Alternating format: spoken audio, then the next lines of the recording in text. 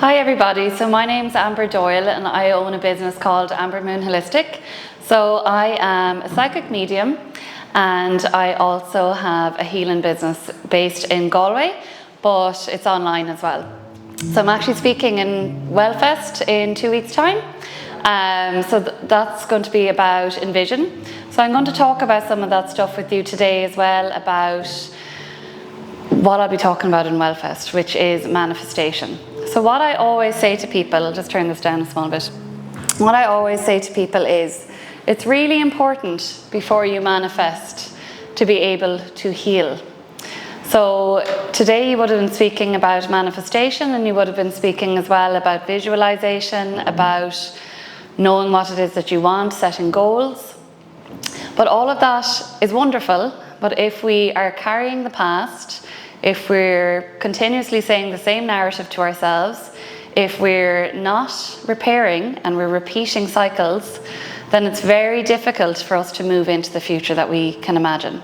Does that make sense? Yeah. So I see it with clients all the time. So I get clients come to me, I give them healing and soul guidance. And what that means is that during a session, I'll embody their soul. So you'll come to me, I'll mirror back to you exactly what you need to hear at that time. So it's always something that you need to hear, not always what you want to hear, but it'll always be something you can take with you. So for example, sometimes people come into me and they might say, I want to know about career, but I might go back to bullying from when they were 9 years old and say, okay, well, what happened here? And they're kind of like, well, I want to know about this job. But to me, it's most important to heal the 9-year-old self that might have felt as if they were bullied, as if they were ostracized and left out, because that 9-year-old self is now dictating what the 30-something-year-old self is going to do. And it's holding them back in different ways that maybe if they healed, they might go forward into wanting more for themselves, striving for better, building the business that they've been thinking about running, and they'll have the confidence to do so. So for me, it's really important to think about where in our lives we're holding ourselves back from our true potential, and about discovering ways in which we need to heal so that we can move forward. Because like I say with clients, it's very hard to move forward into a new, fresh energy when all you have is dictated by your past. So for example, if you're about to move into a new relationship and you want to meet somebody, it's very difficult to meet somebody when you are carrying all the burdens from your past. So maybe your parents splitting up, that might have got you thinking about love in a way that maybe isn't helpful. Maybe it's a way of looking at love that's holding you back from actually the relationship that you want. So rather than me fixating on, yeah, there's a soulmate, there's always somebody out there, there's always opportunities out there. Abundance lies around us all the time. It's only that we feel deserving of it. So rather than focus on, yeah, I see somebody coming in a surface level reading, I don't do that. I might see somebody coming in, but I'll give a lecture first, because the lecture is the most important part. Because if somebody comes in to their orbit, the most wonderful person in the world, but that person is unhealed, doesn't forgive their past, is carrying around this old narrative, an old story about love, they're going to sabotage that relationship when it comes in. They're also probably going to be in a state where they're going to think it's too good enough, and they might end up running away from it, or damaging it, or bringing in, oh, well, my ex used to do that, so you'll probably do that too. And that's not going to work out. So the main thing that I always say to people is the healing is the most important part of the journey. And recently, the reason I'm here is because Anna asked me, and Anna and I spoke about soulmates. But that could have been brought into any conversation. That was just one of the conversations we thought was of interest to people. But during that conversation, I just explained a soulmate as an energy. So whether it's a job that you want, whether it's the soulmate, the money, the lifestyle, the baby, whatever the energy is, if we do not create space for it, it's very difficult for it to come in. If we do not feel that we're good enough, it is very difficult for it to come in. So those things are the most important things to work on when we want new in our lives is to actually look at the old and decide, are we ready to let it go? Because even when people come into me and they want a healing session, I don't work a miracle. I work with your energy. So whatever you're ready to release, and whatever you're ready to forgive, and whatever you're ready to move on from, that's what I can work with. And whatever you're ready to listen to when it comes to the guidance, that's what I can work with. So really, it always boils back to the person. It's never an outside source, it's always within us. So everything you already dream of exists. I said at the beginning of this year I'd be on Ireland AM this year. I never sent an email, I never had any guarantee. I said it to everybody, I'll be on Ireland AM by the end of the year. What happened? I was on Ireland AM. Do you know why? Because I believed that I deserved to be. And I put it out there to the universe and I just let it go. I didn't say it has to be by this time. I didn't send a ton of emails. I didn't follow a ton of people. I didn't do anything. All I worked on was my own self-belief and visualizing myself on the TV, because I knew that if I already see myself on TV, then it's a possibility. And like anything in my life or my career, I've always seen it first. So that's how I know that my soul's already telling me it already exists.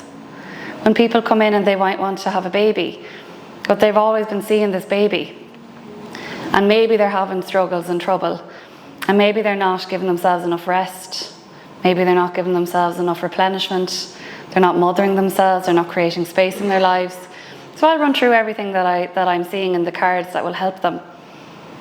But I always say to them, if you've already seen this, if you've already felt you're going to be a mother, if you've seen the baby, if you've dreamt about the baby, if you've always envisioned this, then why wouldn't it be yours?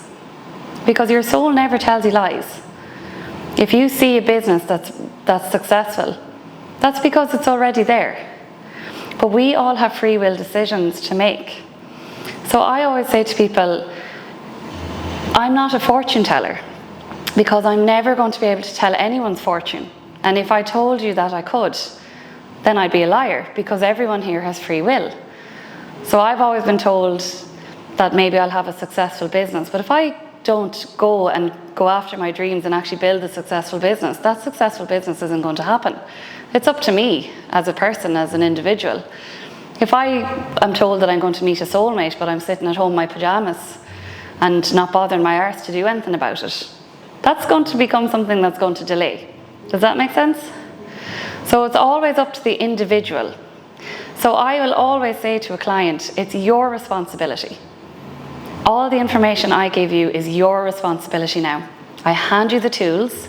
I'll say to you exactly what could happen in a possibility.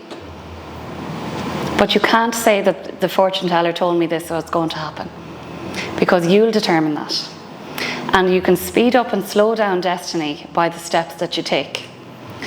So I think that's really important, because everyone here today is getting the tools to go off and start the business or make more money or get out there, travel, whatever it is that's really important to you. But now it's to do it. And that's always the hard part. I struggle with that myself. I know all these things that I'm meant to do, and then confidence gets in the way and I start to doubt it or procrastinate. I'm a real procrastinator. And it's really difficult. It's hard. And there's lots of ideas out there that I might have had, but it's to get the get up and go to go and do them. So it is always difficult, but you have to learn to be your number one cheerleader. And if a dream already exists in your mind, it's because it's already part of your soul. It's your heart telling you. And if something doesn't feel right, maybe that's your ego coming in. Fear. Asking everybody else. If I relied on everybody else to tell me what I do in my business, I wouldn't have a business. Okay? If you want to start a business, if you want to take a risk, don't ask people who have never taken a risk in their lives for advice. Ever. Because they're going to tell you to stay in the safe lane. Why would you do that? Sure, don't you have a government job? Why would you do that? Why would you quit marketing? You know, stick with that now and do that part-time. That's only ever going to be a part-time business. You know, if you listen to other people, if you put all of the weight on what everyone else thinks for you, you'll never end up doing what you feel is in your heart. And if you feel like it's part of your heart, that it's so apparent to you that this is That's always been in your mind. It's always been there. You just have this gut feeling. Trust it. That gut feeling comes in from your soul, from your heart. It's only ever the ego when we start to fear and doubt and question and go, well, Jesus, I've never done it that way before. Will that work? It's starting to trust yourself. So if everybody here today has just learned to trust themselves, has just learned to back themselves and to believe in themselves and to give themselves some credit and some compassion and some kindness, then we'll all be doing much better in our lives in all different areas, because everyone here will probably have came in with a different thing that they want to envision tonight. And it's not always going to be the same thing for everybody, and maybe there's some professional goals, but then also personal goals. But it's very easy to give up on ourselves. It's very easy to take the easy road, or to back out of something, or to doubt yourself and go, oh God, what if I fail? Well, what if you don't? And I get so many clients into me, and I have such a privilege to be able to work with people with such a personal side of their lives. Like if people come in, they might have a business idea, I can see it for them. I can see it for them. I might the coffee truck, or the brand of the business, or I can see different things for them. And it's so nice when they're looking at me going, oh my God, is that a possibility? And I'm like, yes, of course it is. I wouldn't see it if it wasn't. But it's then them to go on and do it, and to get the confidence up to go ahead and not to listen to everybody else, but to listen to their own soul, which was me during the session. Or to believe in the baby coming in, or to believe that somebody will meet them, that they will meet a soulmate, they will fall in love, they will have the happy ending that they want. And that's so important, but it's so difficult when our mindset is fixed. We're telling ourselves the same story, we're maybe showing up the same way every day, doing the same thing over and over again.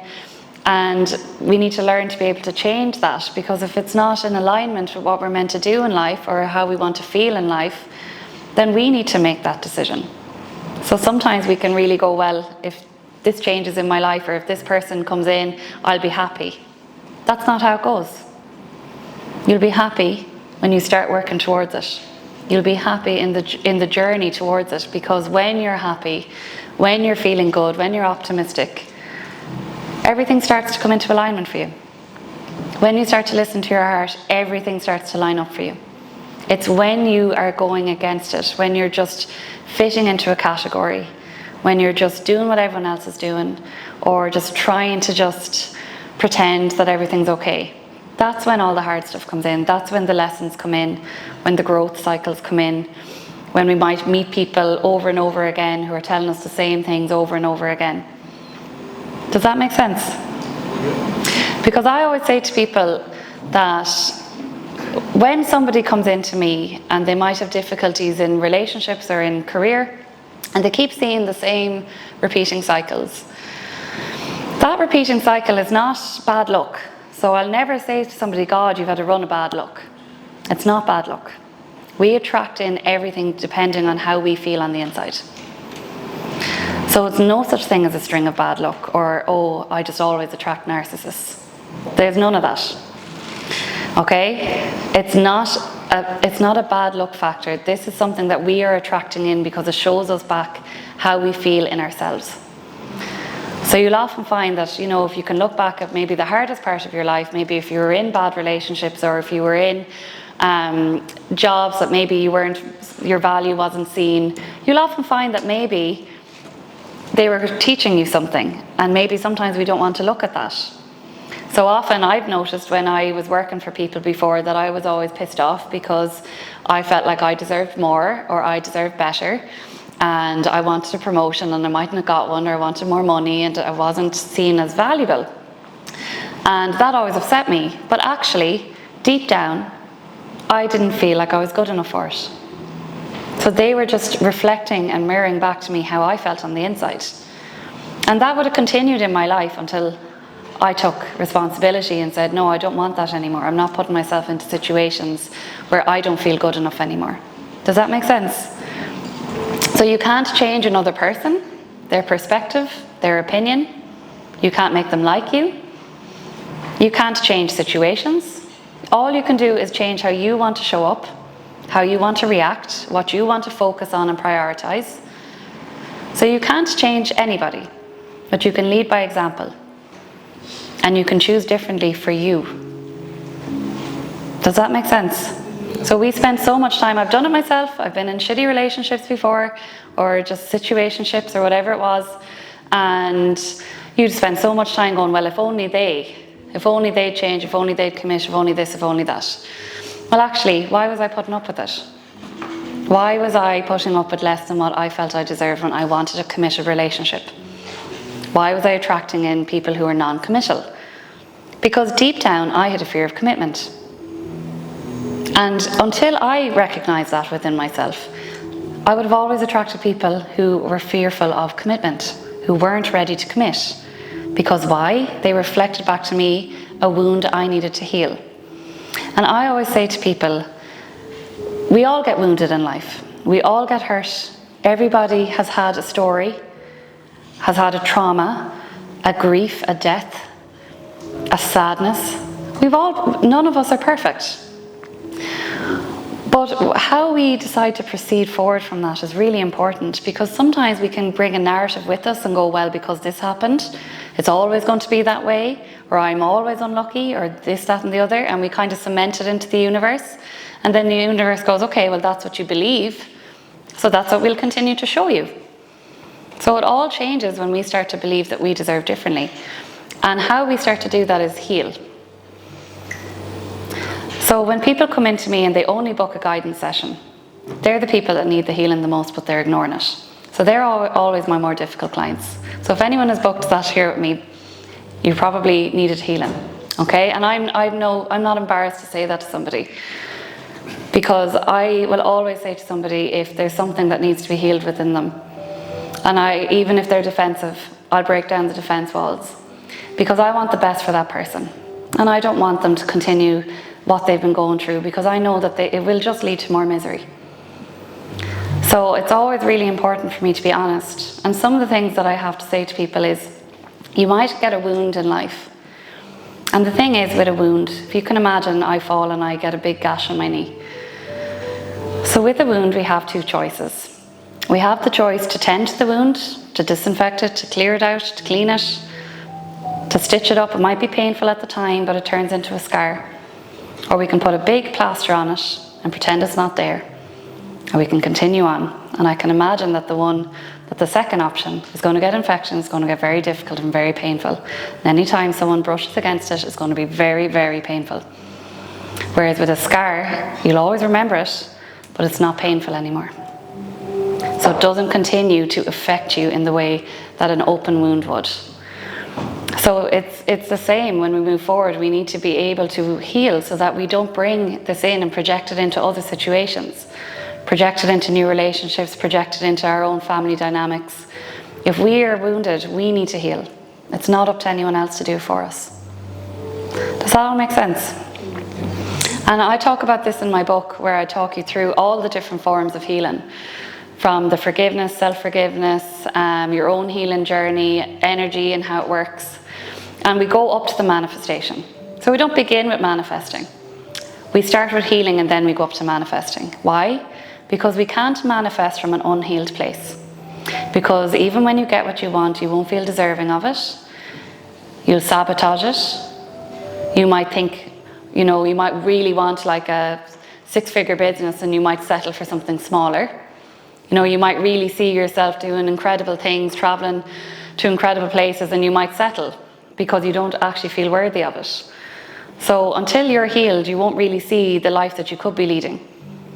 And you won't fully get into alignment with the life that you could be leading, that your soul is leading you towards, until you're ready. So everything that we want exists around us.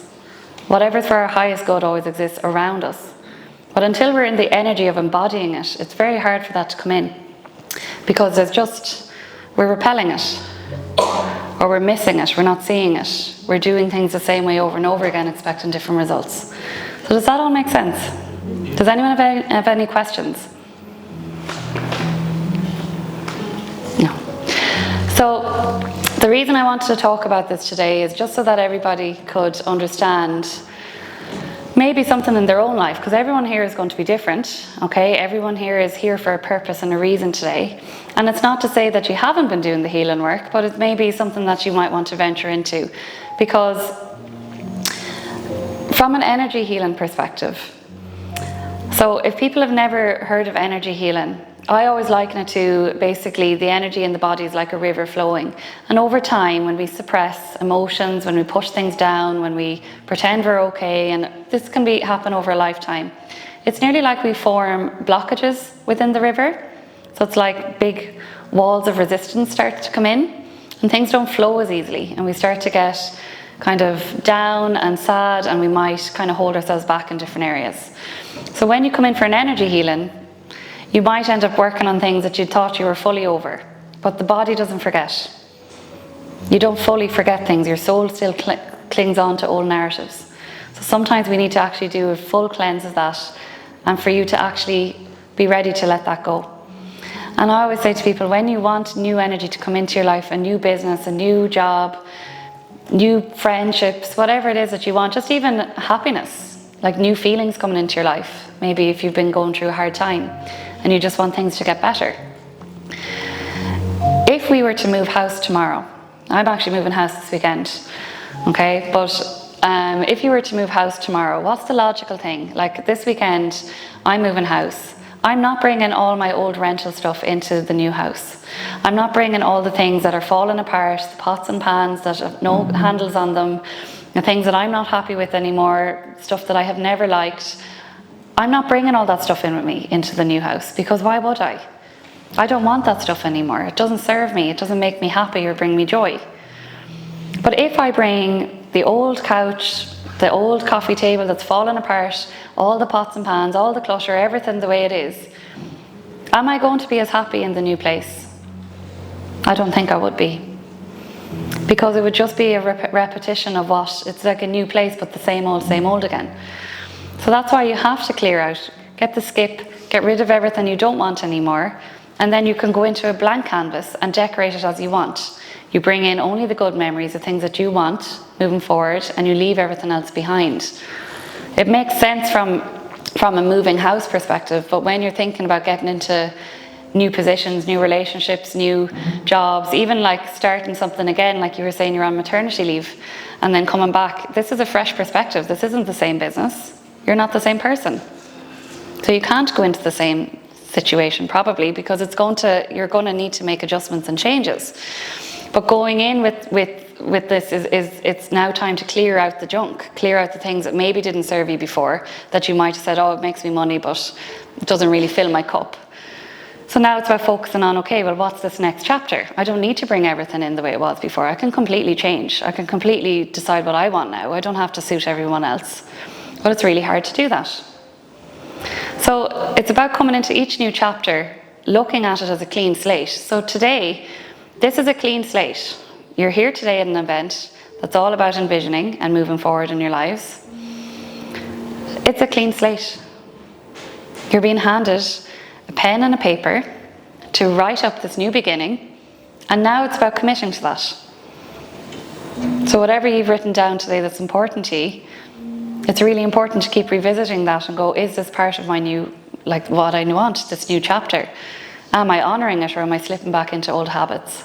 Am I still waking up in the morning feeling down on myself, procrastinating, not doing what it is that I want? It's very easy. I do it all the time. You go to an event like with Jerry Hussey and you're all buzzed, and then the next minute you're back in doing the same thing over and over again. It's so easy to do that. But just catch yourself the next time when you're doing your affirmations, when you're doing your journaling, when you're starting to bring in these healthy habits, and just catch your mindset and go, is my mind on board with all these new habits that I'm developing and that I'm bringing in, or am I still sabotaging myself in the background? Because I think it's really good to do affirmations, and it's really good to do journaling and all of the things. And I have clients coming into me that says, well, I do all that, so why are we having this conversation? Why haven't I met someone yet? I said, because you don't believe it. You're just tick, tick, tick on a list. Great, it's all done, 5 minutes of my day. It doesn't make a difference. It doesn't make a difference. I don't believe it makes a difference in your energy field. Maybe it makes a difference in other ways. But if you are saying to yourself in the mirror, I am beautiful, I love myself, But then you go out into the real world and you're berating yourself and you're looking at yourself in the mirror going, you fat piece of shit today. Like, why didn't you do your hair? Or whatever, you know, we all do it. Like, that's going against what you've just done. So it's not actually, you're not embodying this new energy of someone who loves themselves. You're not coming back to that all the time going, no, we don't talk like that anymore. I don't talk to myself like that anymore. I look good. I'm not doing this anymore. Do you see, it's a constant thing. It's a lifestyle change. When it's a mindset change, it's a lifestyle change. So you can't keep doing what you were doing before and telling yourself the same narrative. If you're approaching a date and you want to meet somebody, but you're going, oh, I can't be arsed, they're all the same, or, you know, going in kind of going, this guy looks stupid. You know, I've had friends that do that, and I'm like, well, are you open? And then they have on their dating app, open for a relationship, but then also something short term. And I was like, well, what do you want? That's two conflicting messages. You either want the relationship or you want something short term. But I said, and they're like, she was like, oh, this is just something I have on an app. It's not a big deal. And I said, it is a big deal because you're putting it out there to the universe that you don't know what you want yet. So if you do not know what you want, you're going to keep getting people who also do not know what they want. So they'll flip between wanting something and then not wanting something, and you're going to get hot and cold behavior because you're giving that first.